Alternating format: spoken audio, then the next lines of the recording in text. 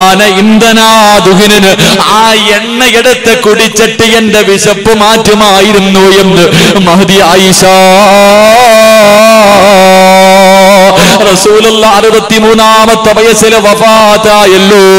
റബീഉൽ അവ്വൽ 11 വൈകുന്നേരമായപ്പോ അല്ലാഹുവിന്റെ റസൂൽ രോഗം പിടിച്ചിട്ട് കിടക്കുകയാണ്. പെട്ടെന്ന് ബോധം വന്നപ്പോ അവിടെ കിടന്ന് വിളിക്കുന്നു, ആയിഷ ആയിഷ ആയിഷ, ഒന്നടുത്തേക്ക് വരുവോ ആയിഷ. ആയിഷ ബീബി റസൂലുള്ളാഹിയുടെ അടുത്തേക്ക് ഓടി വരുമ്പോ അല്ലാഹുവിന്റെ റസൂൽ പറയുന്നു, ആയിഷ ഇന്ന സ്ഥലത്ത് 7 ദിർഹം ഇരിക്കുന്നുണ്ട്, വന്നെടുത്ത് കൊണ്ടുവരുവോ. ആയിഷ ബീബി ഓടിച്ചെന്ന് 7 ദിർഹം എടുത്തിട്ട് അല്ലാഹുവിന്റെ റസൂലിന്റെ കയ്യിൽ വെച്ച് കൊടുക്കുമ്പോ 7 ദിർഹം കയ്യിൽ വെച്ചിട്ട് റസൂലുള്ളാഹി ഇരുന്ന് കരയുകയാ. അല്ലാഹുവിന്റെ റസൂൽ 7 ദിർഹം കയ്യിൽ വെച്ചിട്ട് കരയുകയാണ്. ആയിഷ ഇതെന്റെ കയ്യിലിരിക്കുന്ന സമയത്താണ് ഞാൻ മരിച്ചു പോകുന്നതെങ്കിൽ റബ്ബിന്റെ മുന്നിൽ രക്ഷപ്പെടില്ലല്ലോ ആയിഷ. എന്റെ കണ്ണടയുന്നതിന് മുമ്പ് ഇതാർക്കെങ്കിലും കൊണ്ടുപോയി കൊടുക്കായിഷ. തന്റെ വീടിനകത്ത് അവസാനമായിരുന്ന 7 ദിർഹമും അല്ലാഹുവിന്റെ റസൂൽ സദഖ കൊടുക്കുകയാണ്. അല്ലാഹുവിന്റെ റസൂൽ സദഖ കൊടുക്കുകയാ. 1 രൂപ പോലെ സ്വന്തമായിട്ട് കയ്യിലില്ല. ഇങ്ങനെ ജീവിച്ച പ്രവാചകന്റെ വഫാത്ത് എങ്ങനെയായിരുന്നു? എന്റെ പ്രിയമുള്ള വാപ്പാ, പണത്തെ വല്ലാതെ മോഹിക്കുന്ന വാപ്പാ, തന്റെ കയ്യിലിരുന്ന അവസാന ദിർഹവും സദഖ കൊടുത്തിട്ട് ഈ ലോകത്തോട് യാത്ര പറഞ്ഞ നബി മുഹമ്മദ് മുസ്തഫ സല്ലല്ലാഹു അലൈഹി വസല്ലമ തങ്ങള് രോഗം പിടിച്ചിട്ട് ബോധമില്ലാതെ വീടിനകത്ത് കിടക്കുകയാണ്. റസൂലുള്ളാഹി ചലിക്കുന്നില്ല. ആയിഷ ബീവിയും ഫാത്തിമ ബീവിയും വീടിനകത്തിരുന്ന് കരയുകയാ. രണ്ടുപേരും കരഞ്ഞുകൊണ്ടിരിക്കുമ്പോ വീടിന്റെ കവാടത്തിൽ ഒരു സലാം കേൾക്കുകയാണ്. അസ്സലാമു അലൈക യാ അഹ്ല ബൈത്തിൻ നുബുവ്വ ഇഫ്തഹിൽ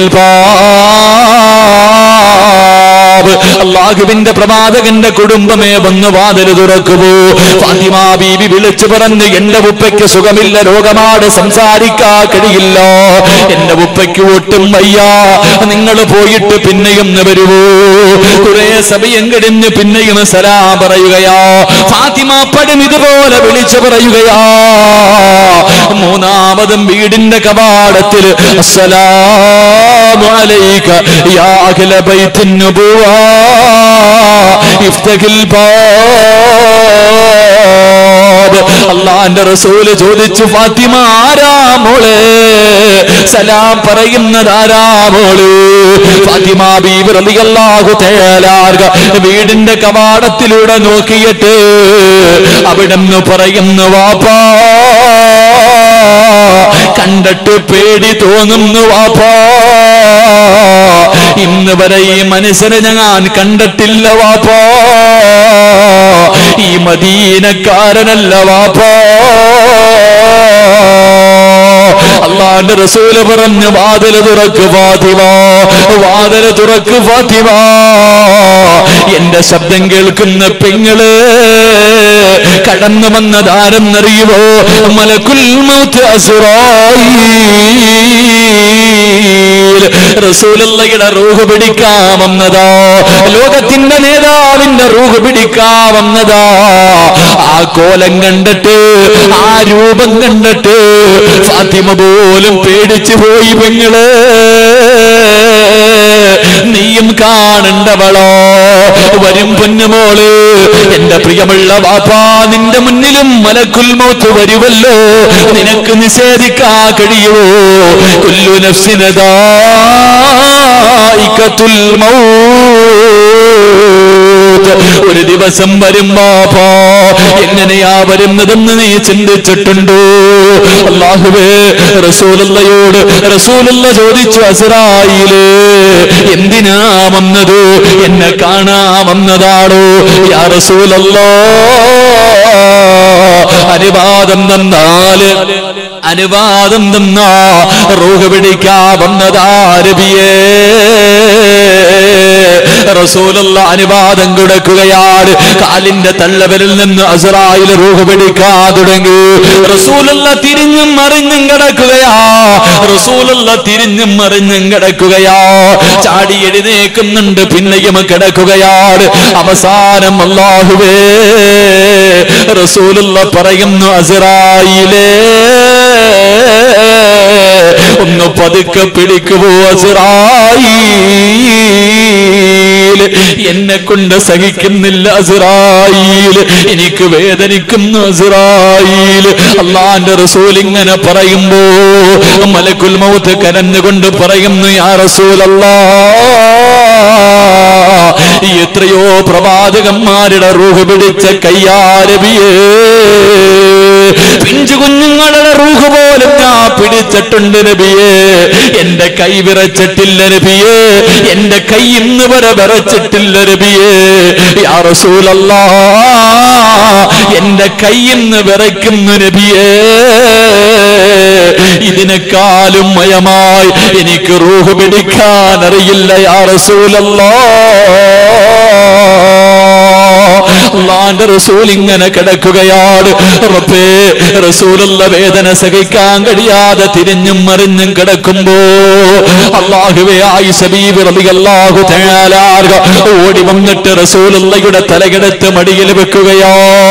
തന്റെ ഭർത്താവിന്റെ തലകെടുത്ത് മടിയിൽ വെച്ചിട്ട് വെള്ളത്തിനകത്ത് തുണി മുക്കിയിട്ട് പ്രവാചകന്റെ മുഖം ഇങ്ങനെ തുടച്ചു കൊടുക്കുകയോ. കാരണം വേദന സഹിക്കുന്നില്ലല്ലോ, വേദന സഹിക്കാൻ കഴിയുന്നില്ലല്ലോ. അല്ലാഹുവിന്റെ പ്രവാചകന്റെ മുഖം തന്റെ പ്രിയപ്പെട്ട ഭാര്യ ഇങ്ങനെ തുടച്ചു കൊടുക്കുമ്പോ റസൂലുള്ളാഹി ആയിഷ ബീവിയുടെ കയ്യിൽ പിടിച്ചിട്ട് അവിടുന്ന് പറയുന്നു, ആയിഷ, ഇന്നലിൽ മൗതി ലസകറാ, മരണത്തിന് വല്ലാത്ത വേദനയാ ആയിഷ, തയ്യാറെടുക്കണേ ആയിഷ, റബ്ബിനോട് ദുആ ചെയ്യണേ ആയിഷ. ആയിഷ ബീവിയുടെ കണ്ണ് നിറഞ്ഞൊഴുകുകയാണ്. അല്ലാഹുവിന്റെ റസൂലിന്റെ മുഖം ഇങ്ങനെ തടകുകയാണ്. എന്റെ പ്രിയമുള്ളവരെ, ആ സമയമുണ്ടല്ലോ അല്ലാഹുവിന്റെ പ്രവാചകൻ സല്ലല്ലാഹു അലൈഹി വസല്ലമ തങ്ങൾ പടച്ചവരെ അവസാനം അരവട റൂഹ് പിടിച്ചു. പ്രവാചകൻ എഴുന്നേറ്റിട്ട് ആയിഷ ബീവിയുടെ നെഞ്ചിലിങ്ങനെ ചാരിയിരിക്കുകയാ. തന്റെ പ്രിയപ്പെട്ട ഭാര്യയുടെ നെഞ്ചിലേക്ക് അല്ലാഹുവിന്റെ റസൂൽ ചാരിയിരിക്കുകയാണ്. എത്ര വലിയ ഭാഗ്യമുള്ളവളോ, എത്ര വലിയ ഭാഗ്യമുള്ളവളാ ആയിഷ. അല്ലാഹുവേ, റസൂലുള്ളാഹി ആയിഷ ബീവിയുടെ നെഞ്ചിലിങ്ങനെ ചാരിയിരിക്കുമ്പോ ആ സമയത്ത് ആയിഷ ബീവിയുടെ സഹോദരൻ അബ്ദുറഹ്മാൻ എന്ന് പറയുന്ന സഹാബി കടന്നു വരികയാണ്. റസൂലുള്ളാഹി ആയിഷയുടെ മുഖത്ത് നോക്കി ആ സഹാബിയുടെ കയ്യിലേക്ക് നോക്കുകയാ. ആയിഷയ്ക്ക് കാര്യം മനസ്സിലായി. അല്ലാഹുവേ, ആ സഹാബിയുടെ കയ്യിലിരുന്ന മിസ്വാക്ക് എടുത്തിട്ട് അല്ലാഹുവിന്റെ റസൂലിന്റെ കയ്യിൽ വെച്ചു കൊടുത്തു. പക്ഷേ പ്രവാചകന്റെ കൈ പൊങ്ങുന്നില്ല. ആയിഷ ബീവി റളിയല്ലാഹു തആല ആ മിസ്വാക്ക് എടുത്ത് തന്റെ പല്ലിൽ വെച്ചിട്ട് ചവയ്ക്കുകയാ. മിസ്വാക്ക് പല്ലിൽ വെച്ച് ചവച്ചിട്ട് തന്റെ പ്രിയപ്പെട്ട ഭർത്താവ്, എന്റെ പ്രിയമുള്ള പെങ്ങളെ, റസൂലുള്ള മരിക്കുന്ന സമയത്ത്, റസൂലുള്ള വഫാത്താകുന്ന സമയത്ത് ആയിഷയ്ക്ക് 18 വയസ്സാ പെങ്ങളെ. 18 വയസ്സുള്ള പ്രിയപ്പെട്ട ഭാര്യ തന്റെ ഭർത്താവിനെ നെഞ്ചിലേക്ക് ഇങ്ങനെ ചേർത്ത് വെച്ചിട്ട് തന്റെ വായിക്കകത്ത് വെച്ച് ചവച്ച മിസ്വാക്ക് എടുത്തിട്ട് ഉമ്മ കുഞ്ഞുങ്ങളുടെ പല്ല് തേച്ചു കൊടുക്കുന്നത് പോലെ, കുഞ്ഞുങ്ങളുടെ പല്ല് തേച്ച് കൊടുക്കുന്നത് പോലെ തന്റെ ഭർത്താവിനെ മാറിടത്തിൽ ഇങ്ങനെ ചേർത്ത് വെച്ചിട്ട് മഹദി ആയിഷ 18 വയസ്സുകാരി പല്ല് തേച്ച് കൊടുത്തു. റസൂലുള്ളാഹിയുടെ വായിക്കകത്ത് അവസാനം പോയത് സംസം വെള്ളമല്ല, ആയിഷ ബീവിയുടെ ഉമ്മുനീരായിരുന്നു. ആയിഷ ബീവിയുടെ ഉമ്മുനീരായിരുന്നു. എന്റെ പ്രിയമുള്ള പെങ്ങള്, അല്ലാഹുവിന്റെ റസൂൽ ഇങ്ങനെ ആയിഷ ബീവിയുടെ നെഞ്ചിലിങ്ങനെ ചാരിയിരിക്കുമ്പോ ഒരു സഹാബി വീട്ടിലേക്ക് കയറി വരികയാണ്. റസൂലുള്ളാഹിയുടെ വീട്ടിലേക്ക് മഹാനായ ഉസാമ,